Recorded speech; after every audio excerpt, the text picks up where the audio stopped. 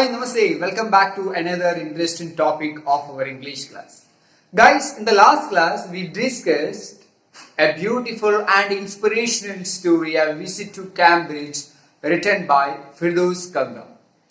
In that part, the first part of that story, we discussed the meeting between the two great extraordinary persons or extraordinary genius, that is Stephen Hawking and our writer Firdaus Kanga. Both were disabled or differently abled persons of genius. So, our Firdaus Kanga visited Cambridge, and in that place he met or he got a chance to meet our Stephen Hawking. So, he shared his experience with Stephen Hawking in that part. So, guys, today we are going to discuss the second part of the story. So guys, shall we start? Yes. So let's look. A lot of people seem to think that disabled people are chronically unhappy. I said, I know that's not true myself. I often laughing inside. So our Firdaus Kanga, our writer, shared his thought to Stephen Hawking. He mentioned that a lot of people seem to think that disabled people are chronically unhappy. Chronically means extremely unhappy. The normal people thought that these disabled people are always or extremely unhappy. So, I know that's not true. So, he shared his opinion also. So, I know that's not true myself. Are you often laughing inside? He just asked to Stephen Hawking, are you often laughing inside? So after hearing this, our Stephen Hawking mentioned, about 3 minutes later he responded, I find it amusing when people patronize me. Yes, he responded in a positive way. He said that, I find it amusing, means I find it funny, very funny. Because when people patronize means the people look me as an inferior way. So I take it very amusing. Sometimes I felt amusing. He mentioned. Then, and do you find it annoying when someone like me comes and disturbs you in your work? So again, our Kanga asked, Sir, and do you find it annoying when someone like me comes and disturbs you? Am I disturbing you, sir? So you are very you are very busy man. So, am I disturbing you? He just inquired. As a reply, he says that the answer flashed yes. In a funny way or as a humorous way, he replied like this, yes. Then he smiled, his one-way smile, and I knew, without being sentimental or silly, that I was looking at one of the most beautiful men in the world. Through that reply, he realized, our writer Firdaus Kanga realized, Stephen Hawking was not only a genius person, he was also a kind-hearted human being, a humorous human being. Yes, he was completely paralyzed, but even in his difficult situations, he just make a joke like that. Yes, he communicated with the help of that punching machine, and he gave a reply like this, yes, and then he smiled. Then, a first glimpse of him is shocking because he is like a still photograph, as if all those pictures of him in magazines and newspapers have turned three-dimensional. Yes, guys, next two paragraphs, our writer explains the physical conditions or the appearance of our Stephen Hawking. He mentioned that at first glimpse of him is shocking. At first, whenever I saw that person, whenever I saw that genius, at first sight I become shocked because he is like a still photograph, because he is completely paralyzed. He was in a wheelchair and he looked like a still photograph. He looked like a still photograph. As if all those pictures of him in magazines and newspapers have turned three-dimensional, and you all saw a lot of photographs of Stephen Hawking in magazines and newspapers. So all those are three-dimensional pictures, and it's very similar. He treats it like a photograph. And then you see the head twisted sideways into a slump. So means heavily, he just twisted his sideways, he twisted sideways his head. Then the torso means upper part of the body shrunk inside, shrunk. It's a past form. The torso shrunk inside the pale blue shirt, the wasted legs. You look at his eyes which can speak, but his eyes communicate. His eyes communicate, and you look at his eyes which can speak still, and they are saying something huge and urgent. It is hard to tell what, but I'm not able to explain what his eyes speak. I felt that our Kanga explains, or our Kanga narrates, his eyes communicate something, but I'm not able to tell or not able to explain what it is. Then, but you are shaken because you have seen something you never thought could be seen. Yes, definitely whenever you meet Stephen Hawking, definitely you should or you could shake your head, because we can't imagine his conditions or his physical conditions that much crucial or pathetic. He was completely paralyzed, but his eyes speak something. Then before you, like a lantern whose walls are worn so thin you glimpse only the light inside, is the incandescent of a man. See how beautifully our Firdaus Kanga narrates or explains his talent. That sentence, just look at that sentence. Before you, like a lantern, he compares, our Firdaus Kanga compares Stephen Hawking into a lantern. Lantern means a lamp, whose walls are worn. Worn means used or old. So thin you glimpse only the light inside. Yes, he is like that.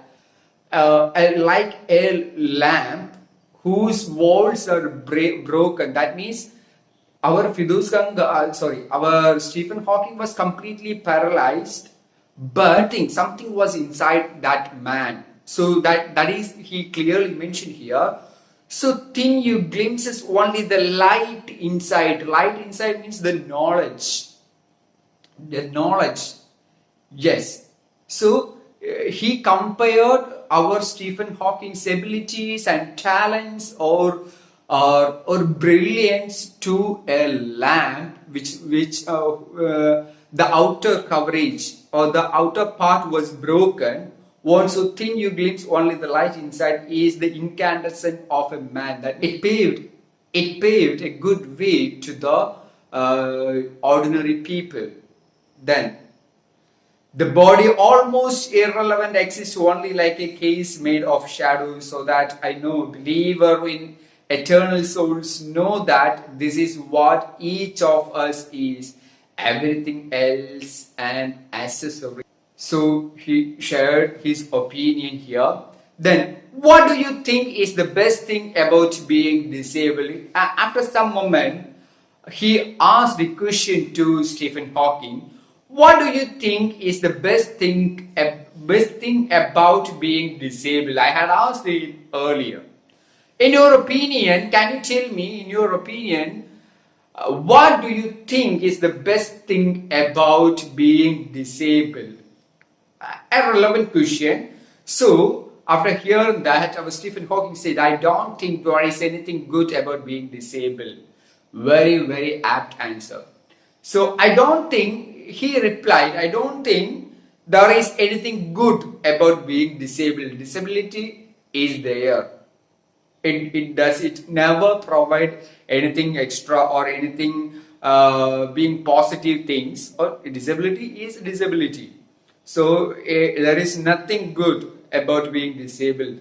I think I said, you do discover how much kindness there is in the world. Sir, I know, I think you do discover how much kindness there is in the world, because whenever the normal people, whenever that normal people saw you, they showered a lot of kindness to you, right? So I think you do discover how much kindness there is in the world. Yes, he said. It was disadvantage of his voice synthesizer that it could convey no inflection, no shades or tone. Yes, he says that Stephen Hawking communicated with the help of a punching machine, but he was not able to share his feelings, or he was not able to share his feelings or emotion through that machine, or through that computer knowledge, or through that computer voice. So he said that was a disadvantage. That was a disadvantage. No shades or tone, and I could not tell how enthusiastically he agreed with me. Every time I shifted in my chair or turned my wrist to watch the time, I wanted to make every one of our 30 minutes count. I felt a huge relief and exhilaration in the possibilities of my body. How little it mattered than that I would never walk or even stand. Yes. And he allowed, Stephen Hawking allowed only 30 minutes to our Firoz Kanga. So every time I shifted in my chair or turned my wrist, every time he checked the time, on that time he was able to move a little bit, but Stephen Hawking was not able to, he was completely paralyzed. So he says that, our Firoz Kanga says that he was blessed. I felt a huge relief and exhilaration, excitement. Exhilaration means excitement in possibility of my body. That means he can move, but he was paralyzed, not completely paralyzed. He was not able to stand or walk. He was in wheelchair, but he can move his body. So comparatively, compared to our Stephen Hawking, he was completely paralyzed, but our Firoz Kanga was able to move and check the timing. So he was excited. He says that I'm excited. I felt a huge relief and exhilaration in the possibilities of my body.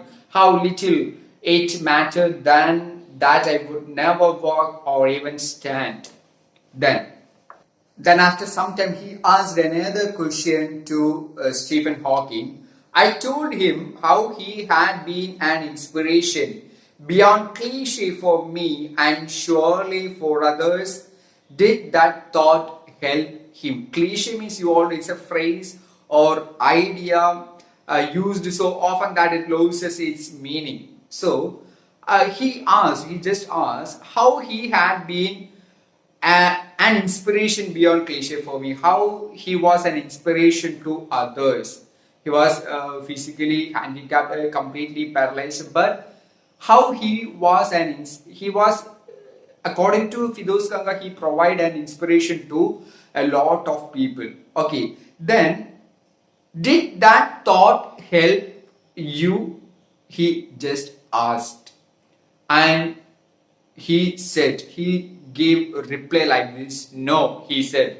And I thought how foolish I was to ask. So after hearing that reply, our Firoz Kanga felt ashamed, and I thought how foolish I was to ask. When your body is a claustrophobic room and the walls are growing narrower day by day, it doesn't do much good to know that there are people outside smiling with admiration to see you breathing still. So claustrophobic, its meaning is, it's mentioned there, very small and suffocating, or Claustrophobia is abnormal fear of being in an enclosed space. So he says that, no, he said, I thought how foolish I was to ask. When your body is a claustrophobic room, he said, when your body is a claustrophobic room and the walls are growing narrower day by day, that means you become completely useless day by day, or your body become completely useless day by day. It doesn't do much good to know that there are people outside smiling with admiration to see you breathing still. On that time, the normal people felt that, or they are people outside smiling with admiration. The normal people, they smiling with admiration to see you breathing still. Okay. So, is there any advice you can give disabled people, something that might help make life better? So, next one, he asked a relevant question to Stephen Hawking. Is there any advice you can give disabled people? A lot of disabled people are here. So, is there any advice you can give to that disabled people, something that might help make life better? Then they should concentrate on what they are good at. He gave a reply. Stephen Hawking said that, yes, you should concentrate. The disabled people should concentrate on what they are good at. They should concentrate on what they are good at. I think things like the disabled Olympics are a waste of time. According to our Stephen Hawking, the disabled Olympics, they are utter waste. They are waste of time. I know what you mean. So Kanga replied, I know what you mean. I remember the years I had spent trying to play a Spanish guitar. Years before, I had spent trying to play a Spanish guitar considerably larger than I was, and how gleefully, means very happily, I had unstringed. Unstringed means he just removed that string of that guitar. I had unstringed it one night. The half hour was up. I think I have annoyed you enough, I said, grinning. Thank you for. Then after half an hour, Stephen Hawking just allowed half an hour to Firoz Kanga. So after an hour, Kanga said, sir, it's already half an hour. I think the half hour was up. I think I have annoyed you enough. I think I disturbed you a lot. So I said, grinning means smiling. Then, thank you for. He didn't complete that sentence. Before that, he mentioned, our Stephen Hawking said, stay, I waited. Have some tea, I can show you the garden. Stephen Hawking, after half an hour, he said, Stephen Hawking offered a tea. Wait, have some tea, I can show you the garden. The garden was as big as a park, but Stephen Hawking covered every inch, rumbling along in his motorized wheelchair while I talked to keep out of the way. We couldn't talk very much. The sun made him silent, the letters on his screen disappearing in the glare.